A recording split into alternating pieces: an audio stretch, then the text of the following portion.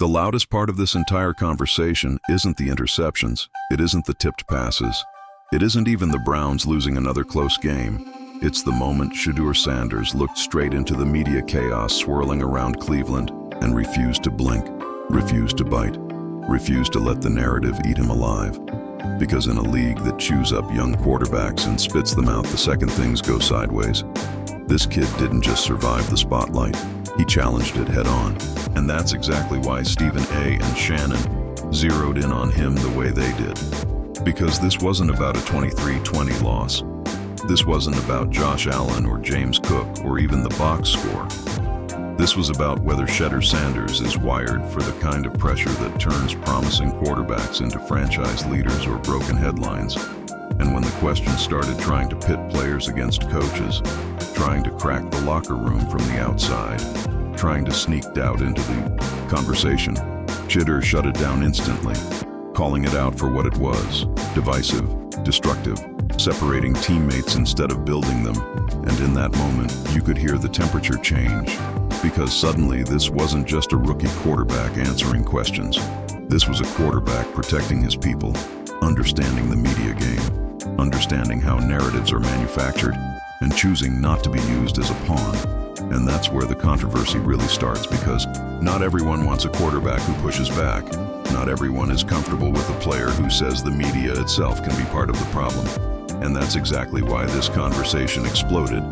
Because when a young quarterback shows that kind of awareness, it threatens the entire cycle of blame, outrage, and finger-pointing that fuels sports talk every week.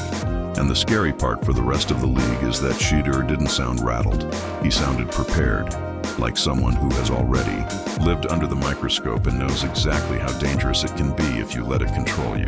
What sparked all of this was Cleveland's 23-20 loss to the Bills, a game that on the surface looks like another narrow defeat, but underneath revealed far more about where this team is and who Shedeur Sanders might be becoming.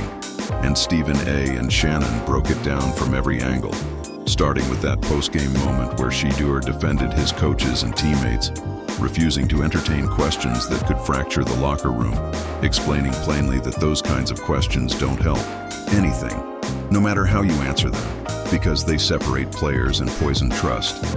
And that's when the analysis shifted from football to leadership. Because Shannon didn't hesitate to say it, the media is part of the problem. The situation around Cleveland has already been a circus, and the questioning felt designed to trip Shedeur up, to bait him into throwing someone under the bus. But instead, he showed he was media savvy, disciplined, and intentional, protecting his coach, protecting his teammates, and protecting the team as a whole, even if internally there are frustrations we don't see. And that's why Stephen A. and Shannon both emphasized how rare that is, especially for a young quarterback who is still being evaluated on every throw, every mistake, every win and loss. And if you're enjoying this kind of breakdown and want more real conversations like this without the fluff, make sure you subscribe to the channel and leave a like, because this is where the real stories get unpacked. From there, the football breakdown told a story that was far more complicated than the final score. Because Shannon admitted he didn't even get to see this game live. And once he caught up, the picture became clear. Shedeur actually got off to a strong start, driving the Browns right down the field for a touchdown, showing poise early. And Cleveland did a solid job containing Josh Allen as a passer. But the problem was, they couldn't stop the run. James Cook went crazy, and that imbalance tilted the game slowly but surely. And then came the mistakes that are now being magnified under the microscope. 2 interceptions, multiple batted balls at the line of scrimmage, and the kind of pressure that turns every snap into a survival test. And Shannon didn't sugarcoat it.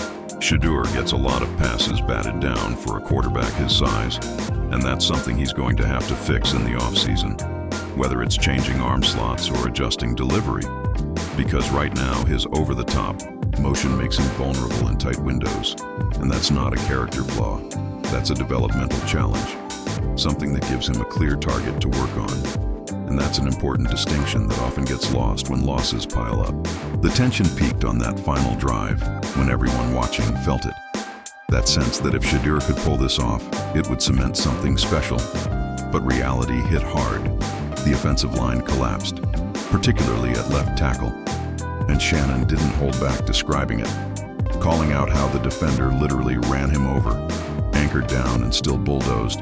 And that moment said more about Cleveland's structural issues than it did about Shedeur's toughness. Because no quarterback thrives when protection evaporates like that, and this wasn't just one bad rep, it symbolized a bigger problem.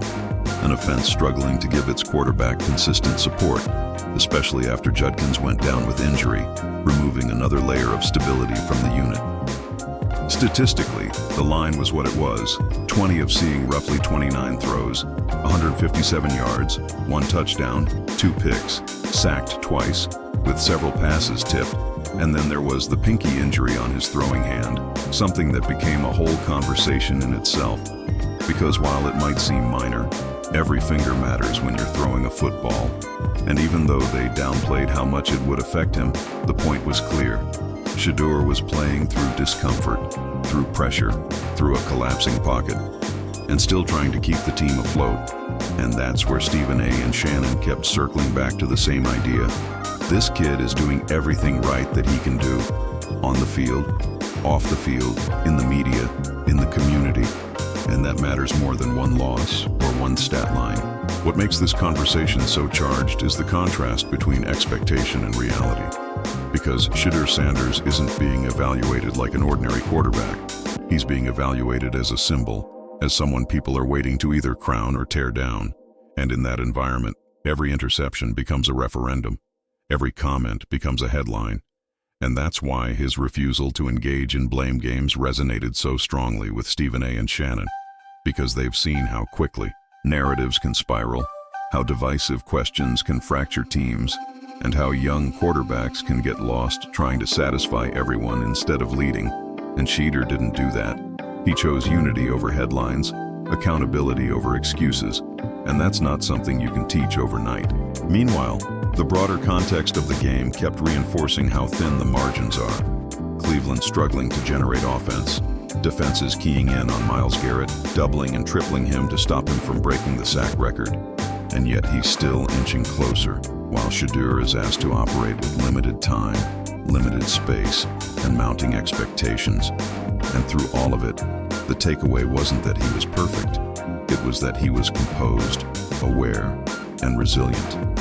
Qualities that don't show up in a box score but define whether a quarterback can survive the NFL spotlight long term. Stephen A. and Shannon weren't pretending this was a great performance.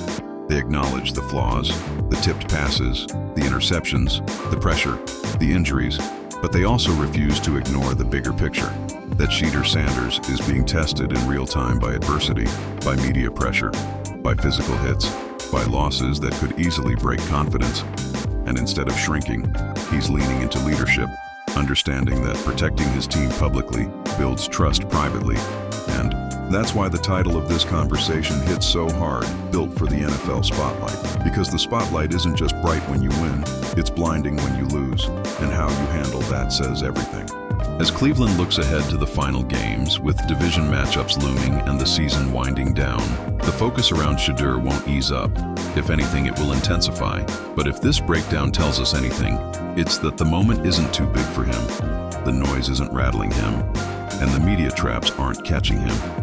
And that's why this loss felt different, because even in defeat, Shedeur Sanders showed the kind of poise and awareness that franchises spend years searching for, and whether people love him or want to tear him down, one thing is clear: he's not backing away from the spotlight. He's stepping straight into it, fully aware of the heat, fully prepared to handle it, and that might be the most controversial and telling takeaway of all.